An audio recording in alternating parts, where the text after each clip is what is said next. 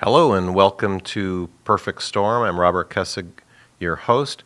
Nice to be back with you after having our great interview last week with Alice Linehan. This week we're going to be speaking with someone from the Texas Public Policy Foundation. Some people know them as TPPF, Texas Public Policy Foundation. We're going to have James Quintero join us, be calling in a little bit. They're also an organization that pays attention for us to what's taking place in Austin, state and local level, school districts, that type of thing. We've made the point in the show before that we want to focus on local government where people can really have an impact and kind of ignore what I heard on the radio on the way down here, more complaining about Obama. There's not a lot we can do about that. So on this show, that's what we're going to bring up. And the first segment, I usually like to talk about something that politicians seldom discuss. So today's topic is something that you probably won't hear from your mayor, that there is a 2 times a year conference called the United States Conference of Mayors. And this year there were 34 Texas mayors that participated, 200 mayors across the country altogether. And this year in June they met in Dallas. They meet each year also in Washington, D.C. And that's, of course, because they have to be more closely connected with Washington and the federal bureaucrats. Because remember, that's where all the money is, and that's where all the coercion comes from. Because if they can wave a little bit of money in front of your mayor, then your mayor can give you things, and he can take care of you, or she can take care of you and make you feel all warm and fuzzy. But of course, the other side of that is that now the federal government has more control over how we live in our cities. So we're going to talk to James about that in a little bit. Let me introduce a little bit more before we have him on about the economy, and talking about the economy and stock market, which is what I do for a living for the last 34 years at my firm, Los Colinas Capital Management. We had an incredibly poor first quarter where the economy actually contracted and actually slowed down. When the GDP, or the gross domestic product, is negative, we call that contraction in economics, which means the economy got a little bit smaller. In this case, for the March quarter, we contracted by 2.9%, which is the second lowest quarter since the whole financial crisis began. And it was just 2 weeks ago that we had on the economist from the Federal Reserve who told us that he believed that the economy is still over-levered. So I guess we shouldn't be surprised that the economy contracted in the first quarter. Well, just today, we got new news on the government's first guess. When they bring out the GDP number, they do it 3 times. They do the initial kind of first guess, and then as more data comes in, they revise that initial estimate of what the actual GDP was. So today we got the first guess on June second quarter ending, and it said that it increased by 4%, 4.0. I have to smile. It's hard for me to keep a straight face, because if anybody believes that the economy grew, now this is at an annualized rate nonetheless, but a 4% rate in the second quarter, I've got some bananas for you. I mean, it just can't be so. But we will see how it turns out. Just to give you a rundown, in the first quarter, the first guess came out at a 0.1% increase. A 0.1% increase was the first guess, and then the revision went to minus 1.0%, and then the final number was minus 2.9. These are drastically changing numbers. It's like someone who had never done it before was doing it for the first time, trying to make these estimates. So that's how far off it is. So I'm not getting real excited about the 4.0. It would be great if the economy really expanded by that much. But here we are, just another government agency that doesn't do a very good job of what they're supposed to do. The same thing goes for unemployment. They keep talking about the employment figures, how many people are employed. I think they're saying we're at 6.5% of unemployed, down from a high. I think it got up to around 9, maybe 10% at the peak of the crisis. But the denominator is changing, because the denominator is saying that there aren't as many people looking for work. So if you've stopped looking for work and you're unemployed, then you're not counted. You don't count anymore. Bob, I have a question on that point. Yeah. How do they determine whether a person has quit looking for work or not? They do it in their survey. They just call random people? Yeah, Are you they still call looking for a job? people randomly, and they get a survey. And I follow a guy named Biederman. He's got an interesting way of doing it. He actually looks at sales tax numbers, sales tax collected from retail businesses, which the government collects that information, but he said they don't use the data. He says you can tell what kind of sales are going on based on the taxes they collect. All of the retail businesses collect the taxes for the government, or whatever the government might be. It's all documented. It's almost like they want to manipulate the numbers to their own ends. I think so. I think that's become so politicized that it probably couldn't be more political than the way it is now. Mm-hmm. But let me see, one more thing. Oh, I was going to make some comment. There's been a lot going on about corporations taking advantage of lower tax rates for their corporation overseas. So in my business, I follow companies. I follow individual companies so I can follow their stock, or I can follow their business so I can better understand how their stock should perform. So in doing this, I listen to a lot of quarterly conference calls. It's become ordinary and customary that public companies do a quarterly conference call to report their results. They report the results in press releases, and then they have conference calls for analysts like me to entertain questions that we might have. Well, I was listening to a company. It's a very large company. They do business all around the world because what they do is they build offshore drilling platforms for companies that want to use them to drill for oil in the water. And just to give you an idea, the technology has advanced so tremendously that they can now drill in 10,000 feet of water.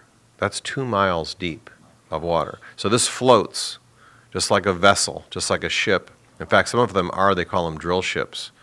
They can actually drill 2 wells off of one ship. And just to give you an idea, what choice does this company have but to deal with customers from any country in the world? They don't.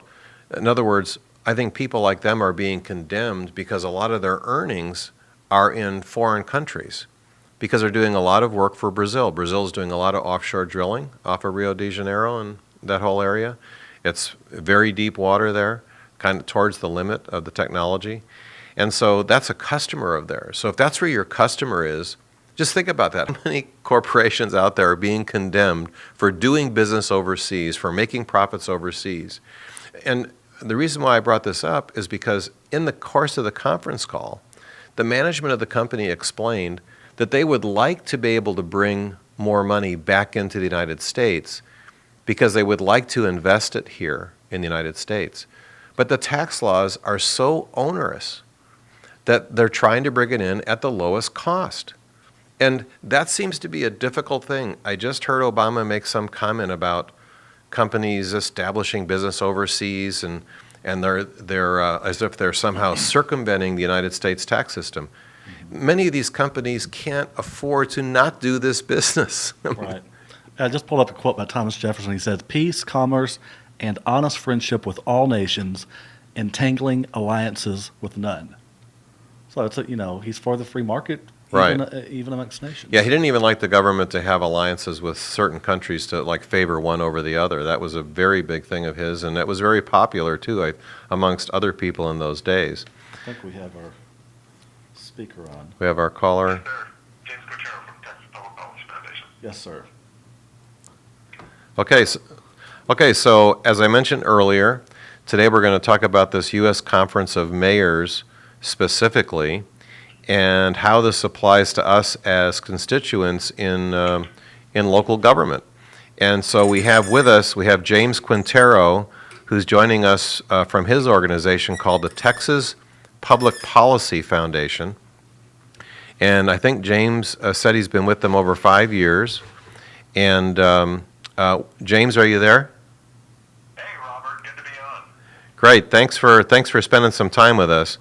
I was actually chuckling to myself earlier when we first started the show a few minutes ago to kind of introduce the idea that it isn't once a year, but twice a year the mayors get together with this conference, once in D.C. each year, and then once a year in a different city, in a rotating cities.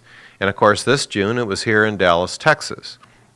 And thanks to your write-up and the people at your organization, Texas for Public Policy Foundation, I learned that there were 34 Texas cities represented and about 200 cities nationwide, I guess.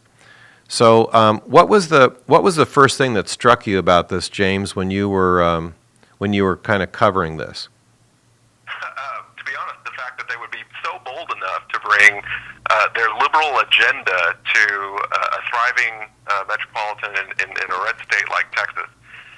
You know, we have probably some of the best conservative policies, at least on a state level here in the great state of Texas. You know, our legislature has largely adopted the premise that low taxes and limited government lead to prosperity.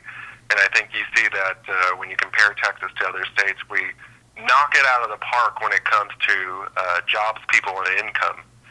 And so now there's obviously a lot of room for reform at the local level, and I think the federal government also sees that, and they're exploiting somewhat of a weakness here in Texas, in that our local officials are sometimes a little bit more susceptible to progressive policies than we have at the state level. And so we had our 82nd, they had their 82nd U.S. Conference of Mayors in Dallas, Texas, and it was really quite an event. You had mayors from all of your major metropolitans in Texas, over 30, attend a conference where they discussed a lot of really radical left-wing agenda items, and were able to actually pass quite a few resolutions without any opposition. You would think that local officials from a state like Texas would at least voice their concerns about a lot of the stuff that they were talking about, but I watched the proceedings on video, and not a peep was to be heard. Let's talk about some of the things that our mayors and our local officials were exposed to and evidently supported. Without contradiction. So, looking through their agenda items, they were educated on investing in better bicycling and economic development strategy to keep cities moving. We have building support for federal action on immigration. We have towards a new urban order, common platforms and common standards for cities. And then, of course, the one that really got our attention was the green agenda, and supporting resolutions calling for federal action on climate change, something that, at least in our minds, is still up for debate. Let me interrupt you for a second. The first thing that jumped out at me, James, was how offensive this would be for me if I were a mayor and I was sitting in the room and this stuff was being presented to me, because the one that you mentioned we can talk about a little bit, towards a new urban order, common platforms and common standards for cities. The first thing I think of is, well, who in Texas wants to be like California? You said that you grew up in Northern California. I grew up in suburban LA, and so I have a personal experience with growing up in California. I'm not saying there was anything particularly wrong with it, but I have lived in Texas for 34 years, and I know that people that are native to Texas or people that have been in Texas for a long time would rather be here than be in California. And to say that we would have common standards for cities when people are going to vote for their city councilmen and their mayors and so forth, to me is really offensive to be trying to shove down mayors' throats that we're going to all become alike. It's just the complete opposite of what this country is all about. I totally agree, and I think it actually goes to, it shouldn't surprise anybody that the federal government has a mentality when it comes to public policy that one size fits all, right? They commonly abuse that standard. And so it's really not surprising to me that they're trying to infiltrate those one-size-fits-all standards at the local level. I think most people would actually be surprised at the level of success that they've had. But you're right on in that, each city and each community is different. And rather than try and adopt these one-size-fits-all standards, we should be embracing our diversity and operating under the circumstances that our community wants, not what DC wants or not what some big conglomeration of states wants. It's really a matter of what suits and what's best suited for the local community itself. Yeah, I was going to say, I literally asked my wife, who works with me in my business, to print this off when I first read your article, and I saw that there was this link. And so I had her print this off, and then next thing we knew that the printer was going, and it got to 62 pages, and we finally stopped it. Folks, I'm telling you, many of your mayors, whether it would be Arlington or where I used to live in Irving, I know our mayor from Irving was there, Beth Van Dyne. I think it was for 30,000 population or more. Literally has over 60 pages of resolutions. 60 pages of resolutions plus. I mean, I stopped it at 62 pages, James. Here's one that I pulled out. This is on page 55. I have to laugh at this.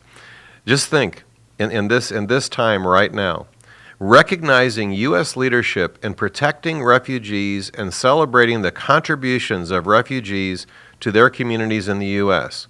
So I thought, well, if we go by that, we can be just like the Chinese, except we will immigrate 1 billion people here on top of the 300 or 400 million that we have and become a 1.4 billion population like the Chinese.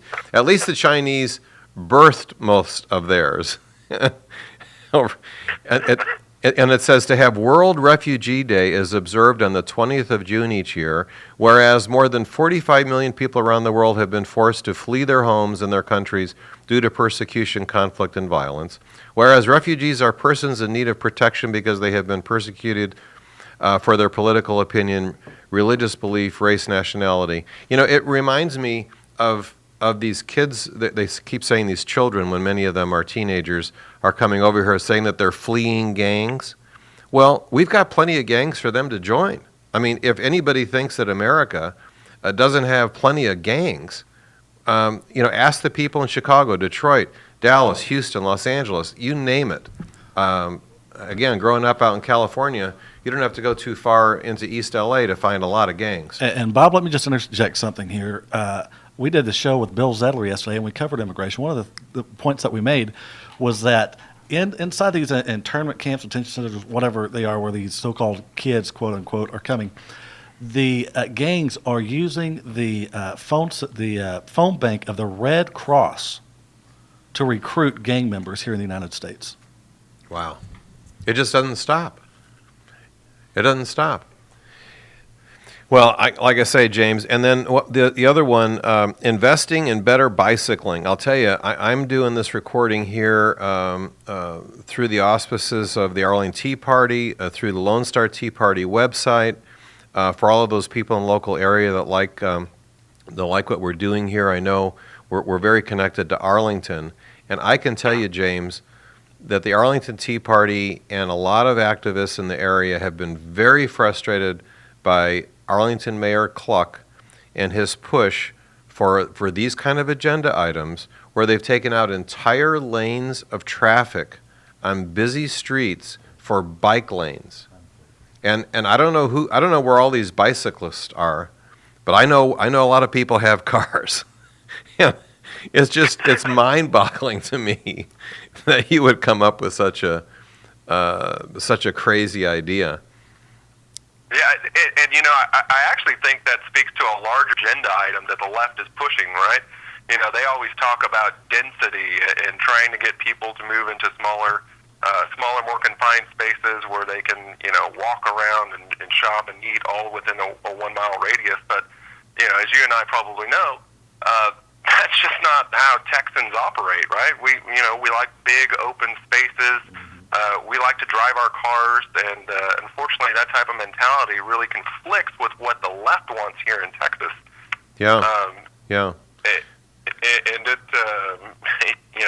despite I think widespread public opposition, they are a persistent group, and they're chasing the ideas of bike lanes and commuter rail and streetcars, and you see that actually all throughout the state. Yeah. Now, to our credit, I think conservatives are doing a better job of not only being vocal in our opposition, but coming out with intelligent messages about how a lot of these things are just wasteful spending and contribute to the growth of government needlessly. Well, and the other aspect of it is too that I feel offended not just on the specific items, but to think that local government leaders, as we call them mayors, would be getting together with this built agenda that was built by somebody else for this specific purpose. And when they're going to D.C., we know it was built somewhere in D.C., really with the idea that they can get more control of our cities. When we're paying and we're voting for people to represent us at the local level, and like many people like Jefferson said, government closer to the people is more where the people have more control, and the further government gets away from the people, we have less control. Well, we sure showed that in the election, in the primary election in Texas for state reps and state senators, at least here in the Metroplex where I'm more familiar, the Dallas-Fort Worth area, than we have in changing control of U.S. congressmen and U.S. senators. Much more difficult to remove from office. So same thing with city councilmen on cities. To think that they would want to federalize our cities. And I think a lot of it is naivete. Don't you, James? You think a lot of the mayors are kind of naive as to what's taking place? Oh, goodness, yes. And you're absolutely right. This is a policy agenda that's being driven from Washington, D.C., down to our local communities, through our local officials who, you're right on target, I think a lot of times are naive to the political realities or simply don't have a good sense of what the implications of a lot of these policies are and are kind of just along for the ride. And it's on us, in particular, conservatives and my colleagues around here, to really do a better job of educating local officials as to, what the implications are for a lot of these things, like bicycles.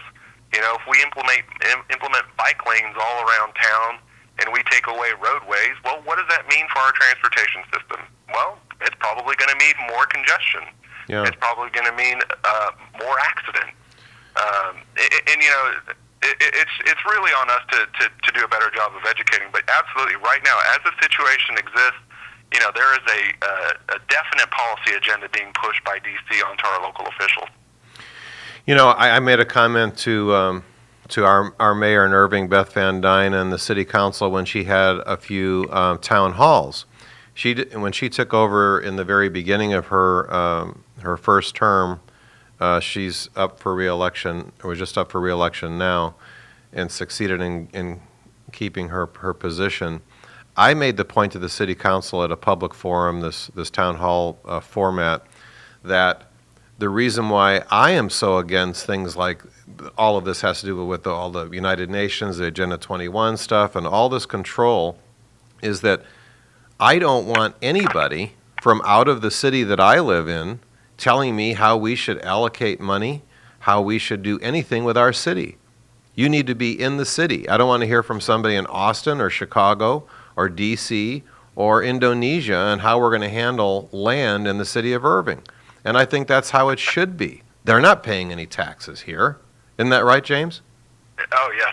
And to speak to your concern, which I think is well-founded, to speak to that, so during the mayor's conference, while they were voting on this resolution, they passed one that says this: "Be it further resolved that the nation's mayors call on the administration to give high priority to the pursuit of international agreements to address global climate change and GHG emission reductions." So, essentially, what you have is a non-binding resolution from this mayor's council to the administration, asking them to sign on to these international agreements to address climate change. And so you're right on in that, we're asking for international involvement in the affairs of the city of Irving, or the city of Dallas, or whatever other region. Sure. And this is really just beyond the scope when it comes to what local Texans and taxpayers want their local officials to do. Yeah, and the other thing is I guess they feel that if they say climate change often enough that maybe they'll be right. And as you wrote in your article, you don't really want to address the climate change thing, whether it's right or wrong. But it does bother me that any agency of the government is out there professing really much more of a philosophy, much more of an experiment than anything that's really proven. So I'll switch it over to minimum wage, because you also cited this silliness, asking them to go on board. It says addressing income inequality, raising the minimum wage. The first thing that I would argue on that is, tell me, does anyone in the audience know what the minimum wage offer is when someone goes to work at a Del Taco? Do they know what the minimum wage is when they go to work at a gym as a new employee? Do you know what the minimum wage is when somebody goes to work at a Target store? Do you know what the minimum wage is? Because they're all different. They're all different. The first job that I had, 1970, I know that puts me back some now. I can say I'm an older guy. But 1970, the minimum wage was, I looked it up, was about $1.65. That was a federal minimum wage. I started at that employment in a warehouse, pushing a hand dolly, moving stuff around in a warehouse all day. And I started my job at $2 an hour in 1970. And but the $2 an hour was based on what that particular employer knew it would take to get somebody to work there. Because when my sons got their first job, I have two sons, they're grown now, grown men now, but when they got their job at, say, 15 or 16 years old, I knew of a place where they could work in a warehouse. It was a stock that I was involved in the stock market. And I knew the owner of the business. They made ceiling fans. And their starting wage there was $9 an hour. And, of course, that was about, let's see, what would it be? It'd be about 15 years ago, about 15, 16 years ago. So we're talking about 1998, 1999, somewhere around in there is when they had their very first job in the summer as a teenager. And certainly the $9 was more than the minimum wage at the time. I think it was 6 something at the time. So I asked the owner then, at that point in time, I said, how did you arrive at $9? I bet you most of the mayors couldn't answer this question, James.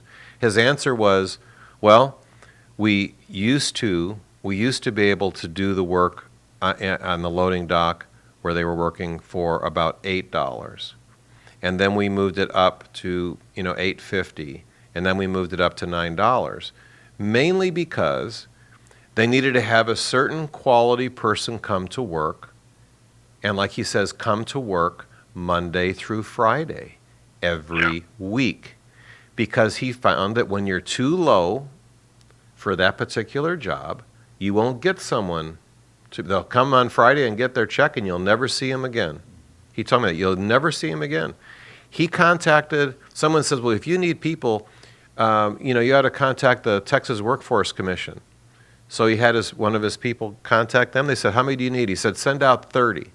They sent out 30 people to do warehouse work. At the end of the week, he had one person left.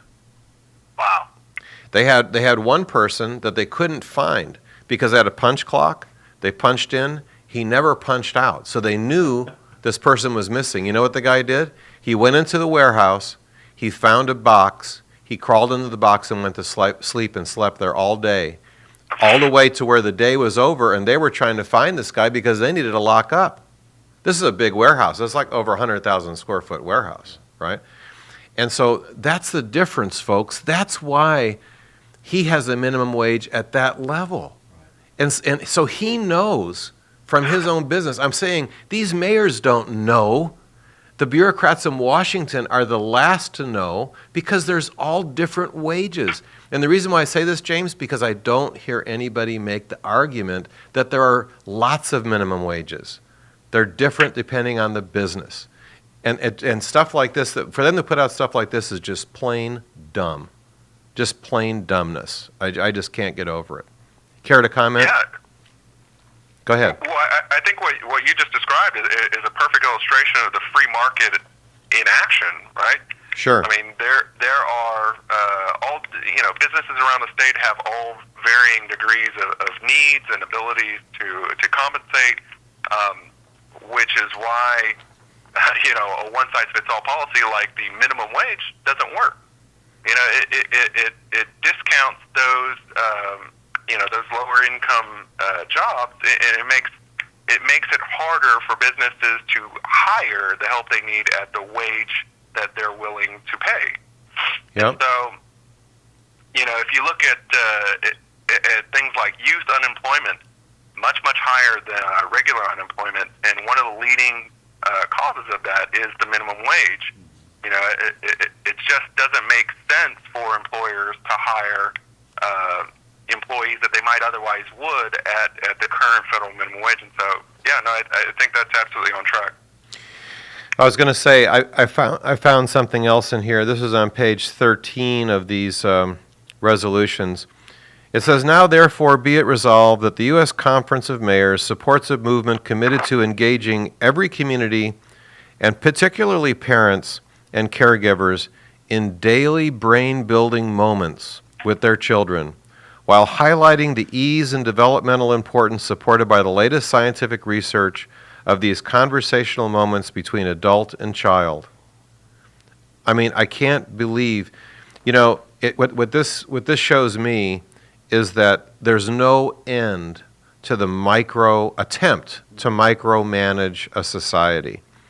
And, for me, I had on, 2 weeks ago, we had on a economist that's retired now from the Federal Reserve Bank of Dallas, and we talked mainly about the affordable housing. And to me, when you think about the government, the Congress implemented this program and caused one of the greatest financial crises in the history of the United States, and that all was birthed from them deciding in Congress that we needed to have 70% of households own their own home. That just this one idea, was their great idea. And it's the same thing here. You're going to come up with all these great ideas that you think are so great. And then last week we had on Alice Linehan, who specializes, she does a show here also, James, and concentrates on education. And the reason why I bring it up is because we should talk about each other's shows. So if people hear me and they hear about that, they may be interested in hearing her show, where she kind of focuses on education, particularly here in Texas, and of course this whole thing of Common Core and all that problem. But just to think of how involved has the federal government been in education and what a mess it has become since 1975, the year that I graduated college. It's just astounding to me that the government can create so many different programs that have failed miserably, and yet you come back with more. I mean, the audacity to come out with, after affordable housing was such an abomination causing this financial crisis, that you actually have the nerve to call it affordable health care. The solution is the problem. To come out, it's like it wasn't Thomas Sowell, it was Walter Williams, the economist from George Mason, said. He said, isn't it amazing that they actually had the nerve to call it affordable health care after affordable housing failed so miserably? You'd think you'd come up with a different name. It's It's amazing to me. Yeah, there was one other one here too. I saw it about the VA. They actually had something about veterans being taken care of and having access to quality health care. Here it is. It's page 10. This is the title of these resolutions: Ensuring Veterans' Access to Quality Health Care. So what are you doing? Are you telling us that your federal program has already failed? So now we're going to talk to the mayors about how the mayors are going to somehow make this federal program better? I mean, I can't imagine why you would expose the silliness of this in writing after this whole thing blew up, because this was a June meeting, right, James? So the VA story was already out there, wasn't it? Yeah, this would have been at the end of June. Yeah. Did they say that did they have some sort of committees of mayors that come up with all these great ideas?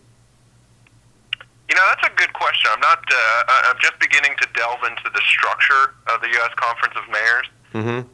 It's, in fact, kind of speaking of that, we've been digging into what it is exactly that we're paying as local taxpayers to support this organization. Because, of course, you know, the travel and the food and all the expenses, well, those aren't free, and those certainly aren't paid out of the personal pockets of our mayors and local officials. And so when I kind of stumbled on this organization here recently, we sent open records request to every single mayor's office who was listed as a participating mayor.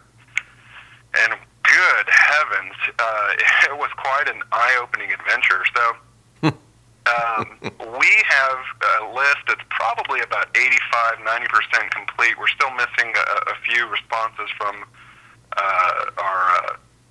some of our mayors.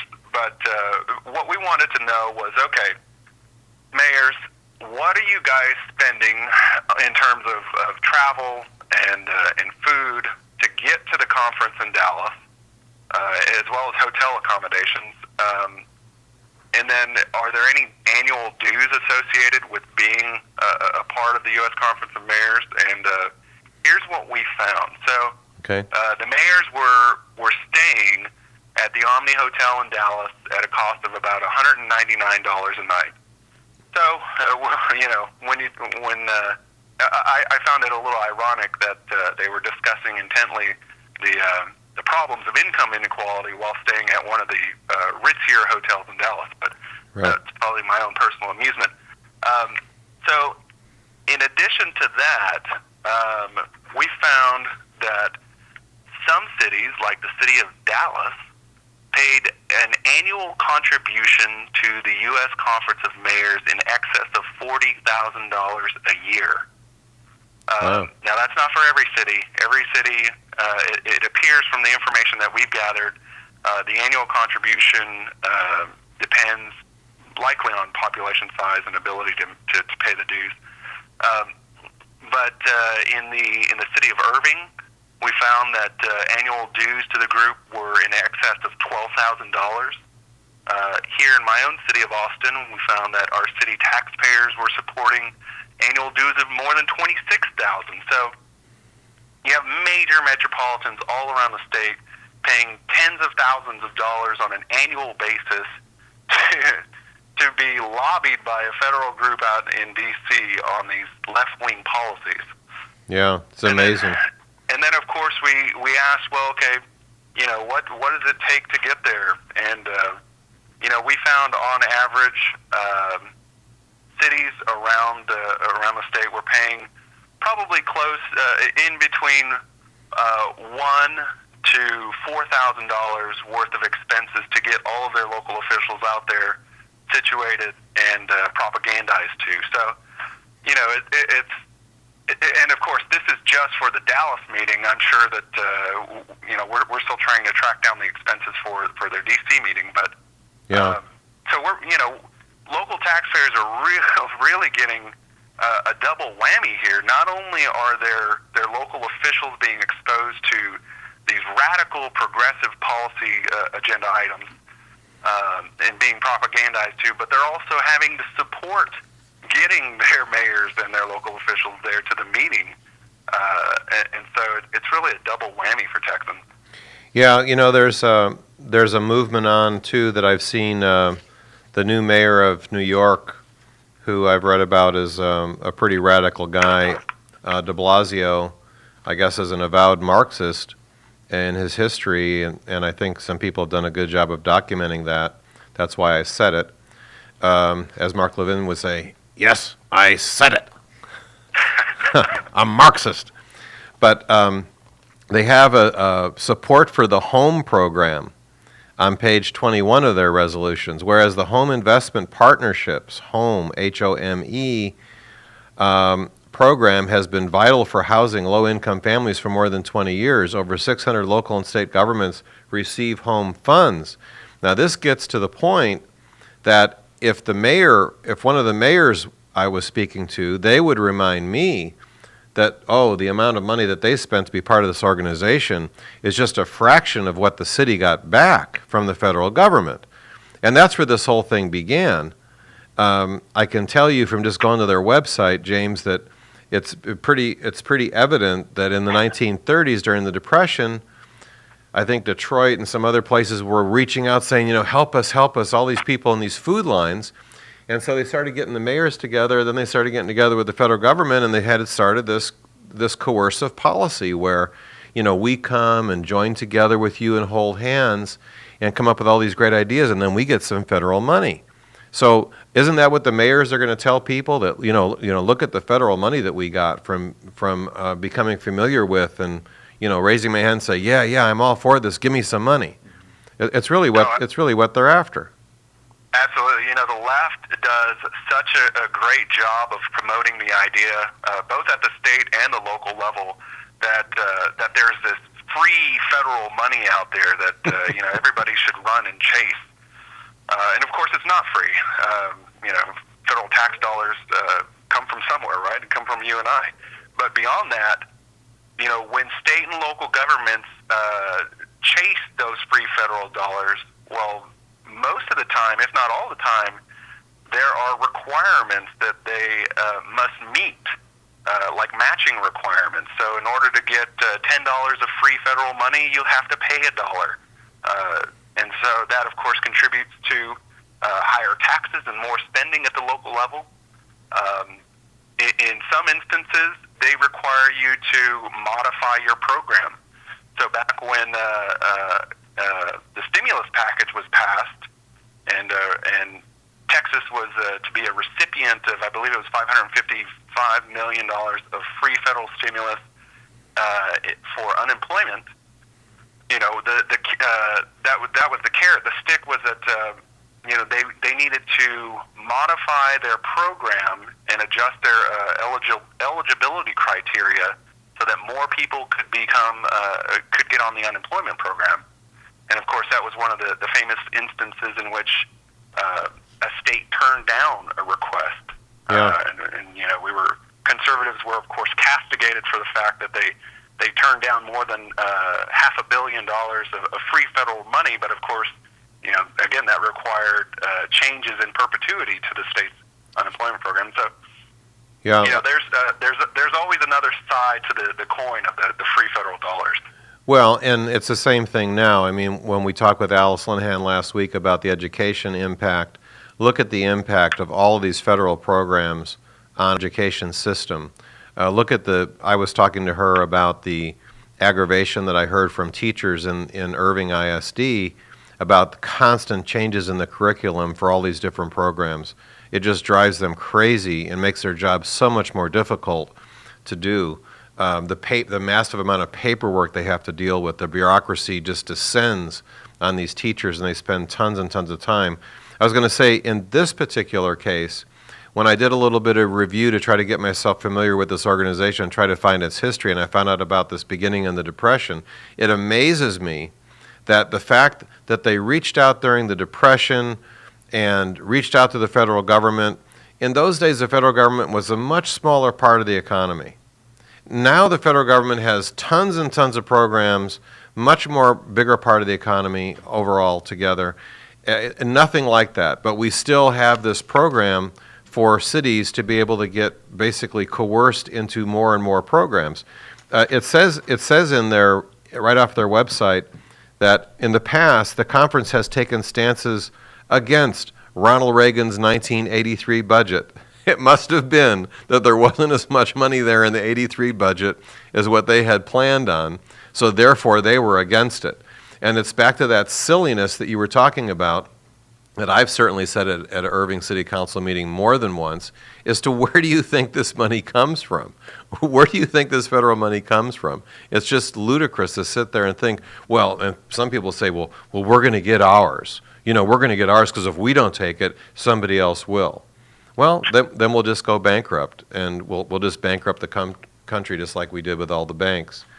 I was going to add, too, I don't know if you delved into this yet, but they mentioned that on the June 11, 2007, the conference leadership approved the annual 10-point platform called for strong cities, strong families for a strong America. It's those kind of platitudes that it just irks me when they're treating us like children. That if we don't have this little saying and this little slogan, then we just won't have a strong America. You have to buy into the socialism in order to have a strong America. The left is great at creating this superficial facade that that sounds great on the surface, but holy moly, you get past the surface and things are just a mess. So it doesn't surprise me that that they would put out something like that. Let's see, what else do we have? Well, there was the EPA. They got into bed with the EPA. Be it resolved that the U.S. Conference of Mayors calls on the EPA, that the mayors are calling on the EPA to provide flexibility in its development of CAA standards. What's CAA? Climate, some kind of climate acronym, standards for existing utility generating. There's another point in here where it was controlling business, monitoring. Here it is. This is over in Jess Field's piece. It says mayors are also explicitly called upon the federal government to mandate. Now, can you believe this, folks, that mayors would call on the federal government to mandate not only monitoring of private energy use, but also government-mandated changes in how these private entities use energy and how much. Which is really astounding. So, in the resolution that we read from earlier, basically the group, which was supported by all mayors, again, no mayors dissented, at least publicly. All mayors basically called for a comprehensive national plan on how to deal with this climate change agenda, and contained within the context of this plan is an effort to try and basically create standards under which private energy use, so you and your home, could be dictated to essentially by your city government, who would then report to a more probably the national government, if not the state. Yeah. And so they're basically creating these layers of government which ultimately funnel down onto the individual and allow them greater access and control to your private energy usage. I think Texans would be absolutely flabbergasted by what's going on in these conferences and what their local officials are signing up for. Sure. Now, let me just ask you this. Of course, they probably did this by voice vote, so nobody was really on the record. Of course. Yeah. And the other thing is, the federal government is doing by waiving money in these mayors' faces and buying their allegiance. That's the other thing is here. This is not a free will decision. They're saying, look, I can provide you with this money if you sign on to these things. So then they become an enforcer of federal policies on individual cities for all of this kind of nonsense about how much energy you're using and what you're using it for and everything else. That's the purpose of, I guess, the smart meters and all this other kind of stuff. They have these great names: smart growth, smart buildings, smart meters. and it's all about absolute control of people's lives. Just the complete opposite of what America has always been. Complete opposite. Yeah, I was just going to read the next line. When a municipality is empowered to impose restrictive sustainability laws on private businesses for the sake of the green agenda, even limiting how much energy they're allowed to use, property rights are out the window. And that's exactly what we were talking about in the beginning, that really what this gets down to is restricting individual property rights. And that's the real power behind this. That's the real that clobbers us over the head. To me, it's the most vile part of it. Care to comment? I think you're absolutely right. You know, when you get down to the crux of the issue, it's all about property rights, and the federal government's willingness through local officials to try and control that and try and get power over that. It's sinister, if you ask me. But, it is sinister. And, just to relate to that, in my securities business as a securities broker, we just had our little regulator come by and go through, and they could hardly find anything. And I was trying to tell the founder of the company that being in the Air Force for 6 years, I learned that in a bureaucracy, when the, quote, inspector, the IG, or whoever it is, regulator comes out to regulate you, they have to find something. They have to write something down. They can't go back to their boss and say, well, that brokerage firm didn't have anything. Are you kidding me? You get back out there and find something. So this young lady, she found something and says there wasn't proper supervisory, some commentary about that this website wasn't adequately supervised. And again, I'm always trying to tell the owner that we write our own supervisory things. And I said, the more you write in there, the more you obligate yourself to. It's the same thing here. The mayor's obligating themselves to all sorts of nitnoy rules and ambitions of a central government to your local citizens, and becoming part and parcel of this overlord is just the complete opposite of why this country is so successful. I always say, we didn't get to have the highest per capita income in the world, a $15-16 trillion GDP. The next, I always tell people, they don't realize this, the next greatest economy in size is, now it's China is in the number 2 spot at about 8 trillion. And that's after they came out of their 16th, 17th, 18th century, where they've been living for all this time under communist central plan rule. And, now we're regressing, going the other direction. We're trying to catch up with Europe. That's what it seems like to me, James. Yeah, no, I think you're right on. It's a little bit disheartening to see the direction we've gone in the last few years, but at least here in Texas, I think there's an opportunity to advance the conservative cause. With regard to this issue, I think just by shining a light on it, we've been able to do at least a little bit of good. I have a few friends in office, and we've kind of shamed them privately into possibly reconsidering their involvement with the U.S. Conference of Mayors. Yeah. And I think as we begin to push a little harder and make this more of an issue in the public eye, and really show people that you guys are Texans are financially supporting these mayors' exposure to these radical progressive ideas which are filtering back down to your communities and you're suffering under. I think that we can begin to build momentum and make the case that things need to change. And so, I'm hopeful about the situation, at least here in Texas. Yeah, we have a few minutes left, so let me make sure I don't overlook this. We're speaking with James Quintero. We're about to wrap up the show, but I wanted to say James has been for over 5 years with the Texas Public Policy Foundation in Austin, Texas.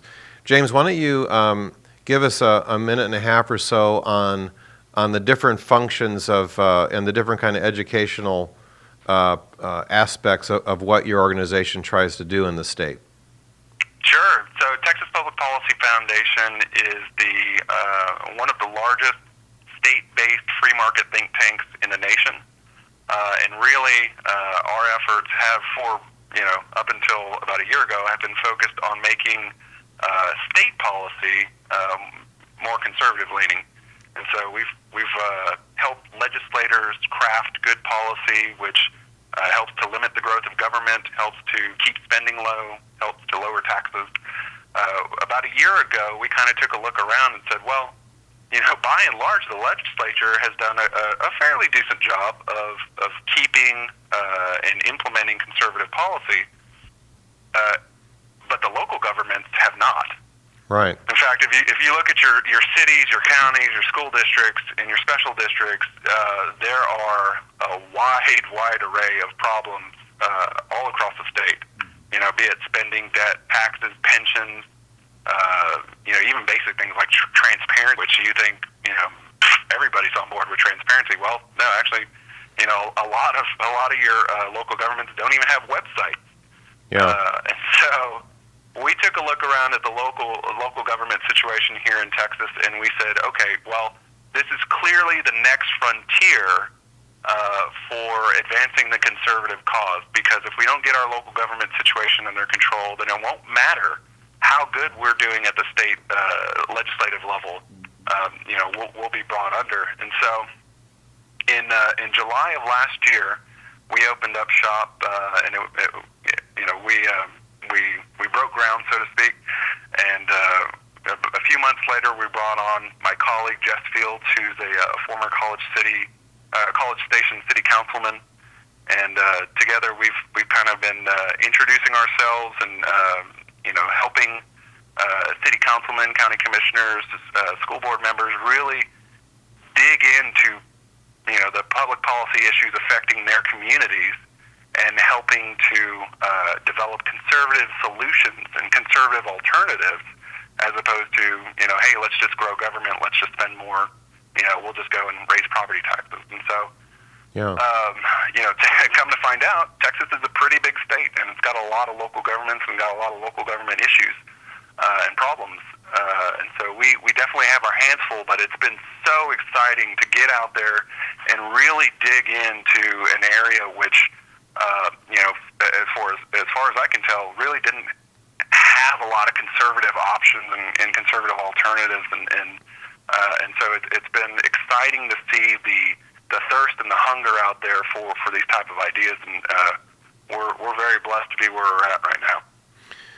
Well, thanks, James. That's a great wrap up, and I'm going to do my best to inform people about organizations like yours. This is Texas Public Policy Foundation. This has been James Quintero that we've been speaking with. They have a very robust organization in Austin. They're trying to also inform people and educate people around the state. There's going to be a huge budget battle in the upcoming session, of which Texas Public Policy Foundation is right there at the ground floor of. I know that. I saw their work from before about the big debate about how much increase in spending actually took place. I did listen to a YouTube from your colleague, I think Bill Peacock, before I came today, and saw a little bit about that to get myself familiar. So we'll certainly have some more people on, have you back again, James, and maybe some other folks from your organization. And I'm going to work to keep our people informed who view us. And this is WBTM, We Become the Media TV. We'll send you a link so that you can pass it around and spread the word of our interview today. James, thanks so much. James, thank you so much for spending the time with us. I really appreciate it. Well, thank you for having me on. I'm glad to be helping y'all out. Y'all are doing a fantastic job. Great, thank you. Thanks. Bye.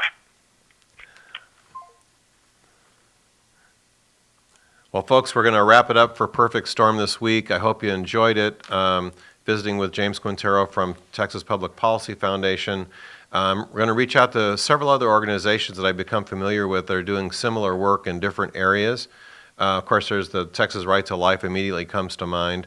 There's the Young Conservatives group. I want to reach out to some young people and hear from them. So we're going to try to add those tidbits, because these are people who are working in the state of Texas. They're working at more of the local level where we can have an impact. So here at WBTM, we become the media, can try to spread that word out through the internet, through the means of TV and audio and video. So when you see this, I guess we can go to Lone Star Tea Party to always pick this up, and you can send the link out to people and spread the word. So thanks for viewing. Thanks for being with us for this last hour.